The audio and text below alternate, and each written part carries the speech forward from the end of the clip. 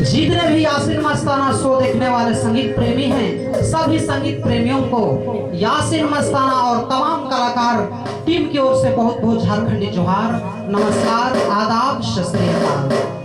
और चलो आज ऐसा गीत लेके ये मंच पे अनुप्रिया जी विराजमान हैं कि रावरिन झूमे के लिए, नाचे के लिए, डेगे के लिए मजबूर हो जाओ और भरपूर एंजॉय करो। तो चलो अनुप्रिया जी कर गीत में आज मधुर मधुर धुन, मीठा मीठा धुन देवे के लागिन आज हमार झारखंड का सुप्रसिद्ध कीबोर्ड प्लेयर हमार दिनेश दा विराजमान है इस मंच पे। और एक नजर देख ले हमार झारखंड का मशहूर प्रसिद्ध पैड वादक अबुल दा इस मंच पे विराजमान है और रावरिन का काफी जाना पहचाना चेहरा भी है। एक झलक इन्हें भी रावरिन देख सकीला।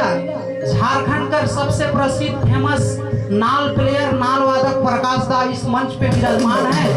ये भी चेहरा कर मोहताज नहीं है।